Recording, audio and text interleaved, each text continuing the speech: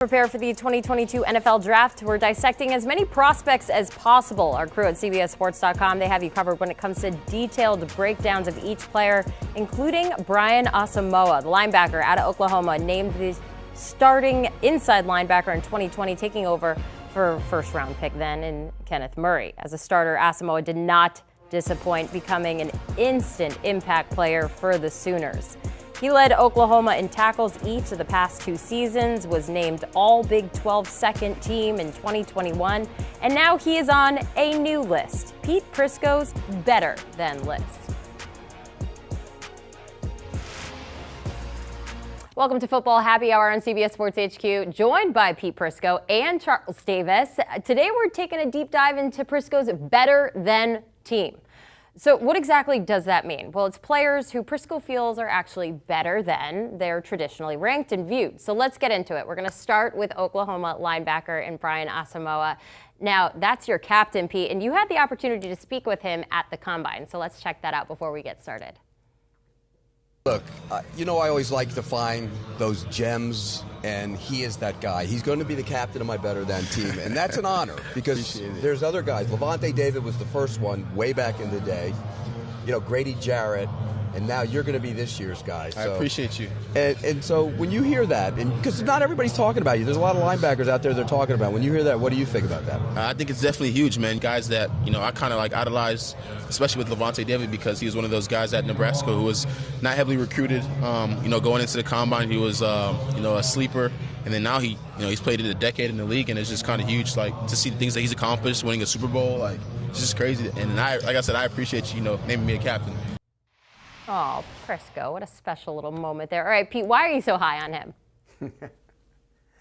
Well, this is a league where you have to be able to stay on the field for 3 downs, and you have to be able to run as a linebacker. We know the game is spread out. It's now sideline to sideline.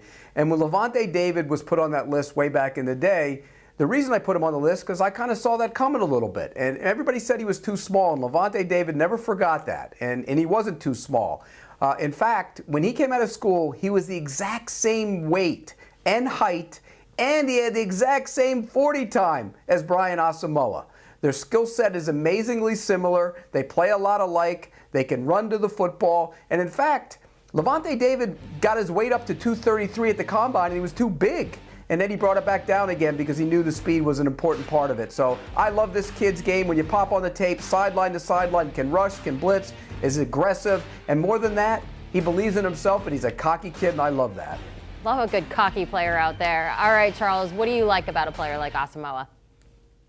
Well, Pete articulated so many of the great things about him, and how the game was changing because college football got extremely spread out and continues to be so. Also played at a much faster pace than when I was, trying to play college football at Tennessee, and, we were huddling up all the time, and the game was kind of played between the hashes. Now, all over the field, forward and backwards, you name it, you've got to be able to cover. Brian Asamoah does all of that. In the old days, we would have worried about his size and could he get covered up by big offensive linemen. Those days are over. Pete already talked about Levante David. Came into the league, all he's done has been a tackling machine. Deion Jones with Atlanta is a similar size. Everywhere you look, these smaller linebackers, and we're taking safeties and turning them into line. Remember when Mark Barron came out of Alabama? They pushed him forward. He spent his time in the NFL mainly as a linebacker. So we're not worried about that. Plus, what I like about this young man is his intelligence. There are plays that you will find where he will spot what's going on, diagnose it, and rush to where the play is going to take place. Similar to a Wayne Gretzky, seeing it 2 or 3 steps ahead. There was one, I believe it was against Baylor, Pete, where he saw the play, drops back into coverage, takes away the crossing receiver who stops his route, and it turns into an interception for his teammate back deep. Last but not least, he actually knew who Levante David was, knew about his career. How often these days, Pete, with these youngsters, they're about today, knowing their history. He knew Levante David. He gets extra points from me. That's always a good test right there. If they know their history and the knowledge of where the game kind of has come from, that's always pretty impressive. All right, next up, we got a Georgia linebacker and Channing Tindall. You always hear about Nakobe Dean, but Pete, talk to me a little bit about Channing. Yeah, it's interesting because he didn't start at Georgia.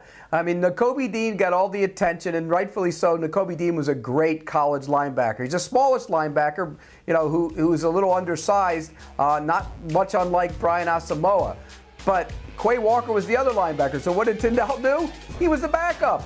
But eventually he had to play more and more and more. He is a physical freak. When you watch him, he's so athletic. Of the three of them, he's the best athlete. He can run, he's tough, he looks for contact, he's physical, he can rush the passer.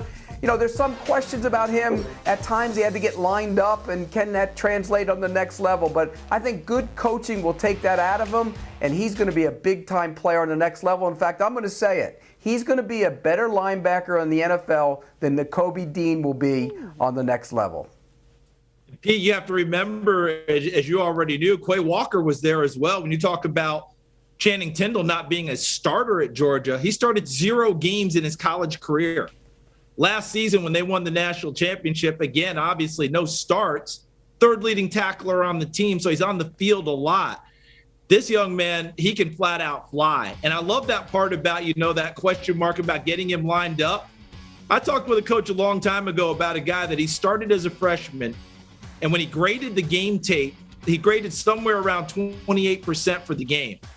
But he's going to leave him in the starting lineup because he had 19 tackles. That was Ray Lewis, his first game as a Miami Hurricane. So don't worry about getting him lined up. Someone else will take care of that. Watch his speed, as you articulated, Pete, as you said. Watch his speed to the football. He has a suddenness about him, and when he arrives, really good things happen for his teammates and bad things for offenses. Yeah, and he certainly arrived in that college football playoff title game. 8 tackles, 1 sack, 5 quarterback pressures in that one game. Pretty impressive there. Up next, we've got Jalen Pitre, the 2021 Big 12 Defensive Player of the Year. Now, despite the award, you want to give him some more love. Pete, why is that? I think he's Honey Badger 2.0, and that's high praise coming from me because I really have high regard for the way Honey Badger plays the game. I mean, Tyrann Mathieu was a college corner, slid inside and made himself a heck of a safety on the next level. It showed he could cover. This kid can cover. He's lined up in the nickel. He can blitz. He's played in the deep middle. He can do so many different things, and he plays with a suddenness that I love. Now, I'm going to say something here that I know Charles is going to disagree with because I know where he ranks the guy I'm going to argue with him about. But I think Pitre is going to be a better NFL safety than Kyle Hamilton from Notre Dame. I know everybody loves Kyle Hamilton. I don't love his lack of suddenness. I think he's one of those long, rangy safeties, but I think the quick twitch stuff is going to be a problem for him. It won't be a problem for Pitre. I love Pitre's game. Pete, I love how you throw it out there at me like that because you've heard what I've said about Kyle Hamilton. He's my favorite player in the draft, and I think he can stay on the field no matter what the down, and it doesn't matter what the situation. I think we can do everything with Kyle Hamilton. But you probably also heard me talk about Jalen Pitre, and it sounds like we are cheating off of each other's paper, so there better be some honor code going around right now because I've talked about Tyrann Mathieu being the patron saint of instincts in today's NFL game. Let's go back to his entire career. Since he arrived in the NFL, no one has had better instincts on the field. I followed it up with Antoine Winfield coming out of Minnesota, Elijah Molden last year coming out of the University of Washington. Jalen Pitre is next in that line. He is a ball magnet. When you watch him on the field, he takes you to where the play is going to take place and occur. Can he run? Absolutely. He ran into 4.4s when he had his testing. Can he hit? We just saw it right there on tape. Coverage, not a problem. He'll drop in and cover you. A lot of people think he can be a nickel corner or a nickel safety. The only question mark that you kind of have about him sometimes is size. He can get swallowed up a little bit by tight ends, but for the most part, that doesn't bother me at all. I'm crazy about Jalen Pitre. He's someone I would stand on a table with in an NFL meeting room and say, you better draft this guy. If he's not gone early in the second round, teams are really missing on this young man.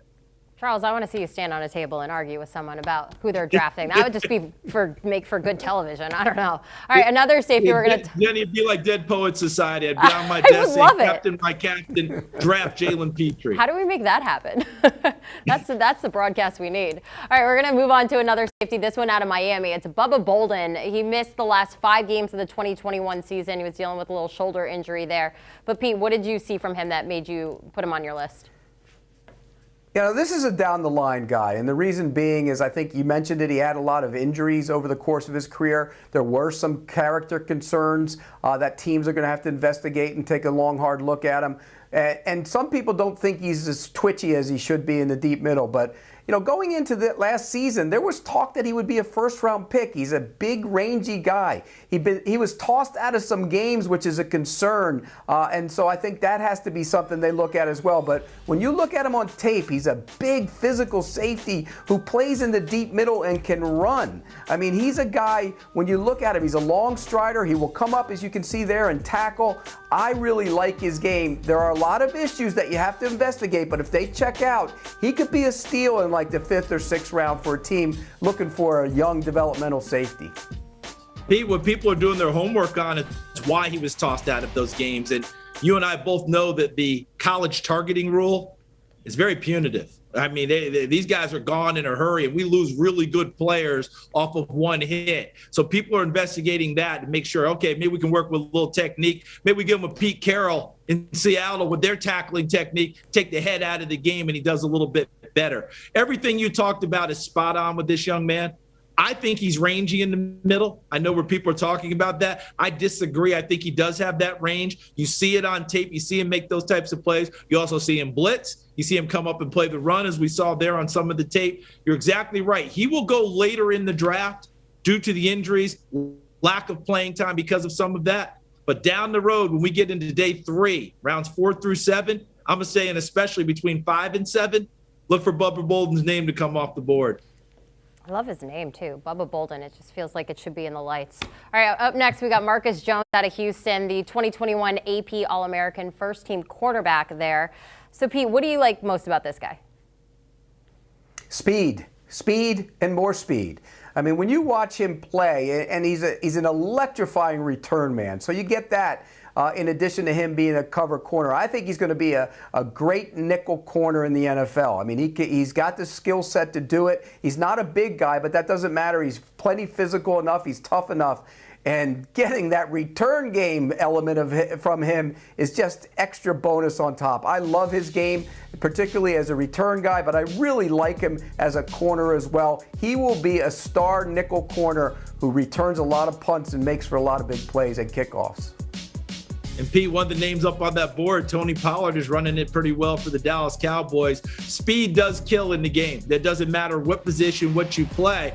And oftentimes, as you described with Marcus Jones being a nickel corner, we have to make a projection, don't we? Most of the guys play outside corner, and then we slide them inside in the NFL game to give them that extra defender. I know we play 11 on 11, but on depth charts now, it's really 12 on 12. Extra receiver, extra corner out on the field.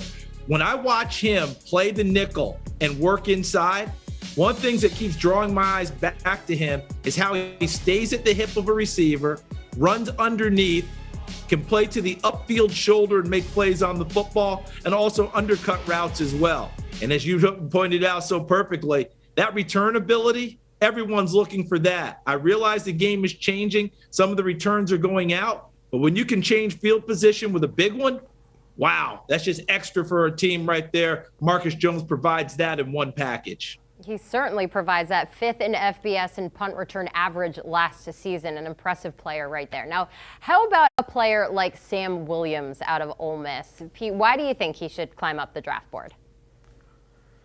Now, this one it has a little asterisk next to it because there are character concerns, and some teams have major character concerns about him. I mean, there's been issues with him. They're well documented.